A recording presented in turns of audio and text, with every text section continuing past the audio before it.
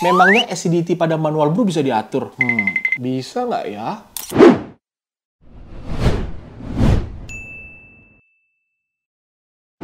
Hari ini gue akan menjelaskan bagaimana caranya supaya great people kalau nyeduh kopi di rumah bisa mengatur tingkat acidity-nya. Kalau great people rasa acidity-nya kurang bright, kita bisa buat lebih bright. Kalau great people merasa acidity-nya terlalu bright, kita bisa turunkan brightness-nya. Ini sama kayak kita bisa ngontrol sesuatu pada masakan kita. Kalau kita rasa kurang asin, kita tinggal tambahin garam. Kalau kita rasa kurang manis, kita tinggal tambahin gula. Nah, acidity juga bisa dikontrol. Gimana caranya? Dengarkan. Variabel yang pertama adalah pilih biji kopi yang tepat. Jadi, kalau great people pengen nyeduh kopi yang acidity-nya baik, nomor satu udah pasti biji kopinya harus Arabica. Jangan pilih kopi Robusta. Kenapa? Karena Robusta hampir tidak ada acidity-nya. Walaupun ada, seperti Robusta Purbalingga, acidity-nya rendah banget. Jadi, great people pilih kopi Arabica. Yang kedua, great people selain pilih biji kopi yang tepat, tapi great people juga harus pilih biji kopi dari lokasi yang tepat. Ada lokasi tertentu seperti kopi-kopi Jawa Barat yang lebih fruity. Nah, great people bisa langsung beli atau cari kopi-kopi yang memang asalnya dari Jawa Barat karena memang rasanya lebih fruity. Ada nggak kopi lain dari luar Jawa Barat yang fruity? Ada juga. Kopi dari Gayo fruity. Kopi dari Bali juga fruity. Tapi biasanya kopi-kopi yang memang karakternya fruity banyaknya asalnya dari Jawa Barat. Kemudian great people juga harus menghindari biji kopi yang punya acidity yang rendah. Walaupun mereka Arabica, acidity-nya rendah. Contoh biji kopi seperti dari Brazil. Nah, Brazil walaupun di Arabica, bahkan dia natural proses, tapi biasanya yang pada umumnya kita dapatkan acidity dari kopi Brazil memang lebih rendah. Jadi yang pertama, pilih biji kopi yang tepat, pilih Arabica, pilih single origin yang memang ngasih fruity yang lebih tinggi. Kalau kopi-kopi lokal, ada kopi seperti Jawa Barat. Kalau kopi luar, mungkin dari Kenya, itu acidity-nya tinggi. Kemudian, sebelum kita masuk ke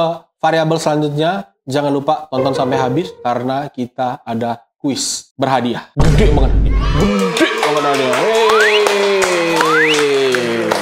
Yang kedua adalah perhatikan roast profile-nya. Jadi, roast profile untuk mendapatkan acidity yang baik harus dari roast profile light roast atau light medium roast atau mungkin medium. Tapi disarankan light roast atau light medium. Kenapa? Karena di light roast dan di light medium, organic acid-nya belum terurai secara organic acid-nya tidak terurai panjang dan gula-gula fruity-nya masih ada. Dia belum terdevelop sampai dia caramelize jadi lebih manis. Light roast akan selalu memiliki acidity yang lebih bright dan karakter yang lebih fruity ketimbang roast profile yang lebih gelap. Dan jangan pilih roast profile yang medium atau medium dark atau dark roast karena semakin gelap kopinya semakin rendah acidity-nya. Jadi kalau great people mau dapetin acidity yang oke, variabel kedua adalah pilih roast profile yang light atau light medium roast. Dan yang ketiga adalah great people harus mengerti bagaimana cara mengatur grind size. Ada grind size yang kasar, ada grind size yang medium, ada grind size yang halus. Nah, selalu gunakan grind size yang lebih kasar untuk mendapatkan acidity yang lebih tinggi. Kenapa? Kalau acidity-nya lebih tinggi, grind size yang lebih kasar akan selalu memberikan acidity yang lebih bright ketimbang grind size yang lebih halus. Grind size yang lebih halus akan memberikan acidity yang lebih rendah, tapi sweetness yang lebih tinggi. Nah, karena kita pengen dapetin acidity yang lebih bright,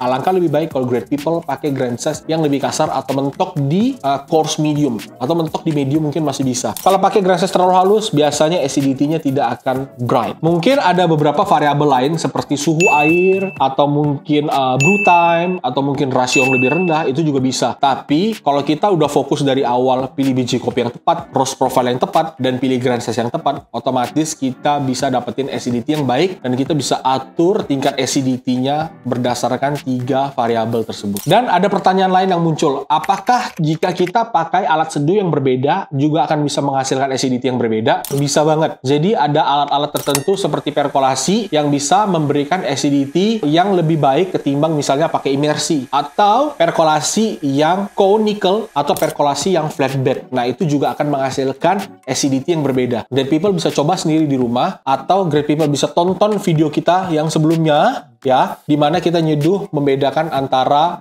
pakai conical dan pakai flatbed. Jadi great people, kita akan memberikan quiz dan untuk pemenang dari quiz tersebut yang bisa menjawab dengan tepat, kita akan berikan hadiah. Hadiahnya apa? Kita akan berikan kopi roasted bean dari Fugol Coffee Roaster sebanyak 200 gram untuk 5 orang pemenang. Caranya gampang. Caranya tinggal komen di kolom komentar jawabannya apa. Yang kedua, post jawaban great people di story great people, kemudian tag ke Fugol Coffee Roaster Roaster, dan jangan lupa subscribe, like channel YouTube Fugol Coffee Roaster, dan follow Instagram Fugol Coffee. Oke? Pertanyaannya adalah, profile roasting mana yang memberikan tingkat acidity paling tinggi? Gampang banget kan pertanyaannya? Terlalu gampang.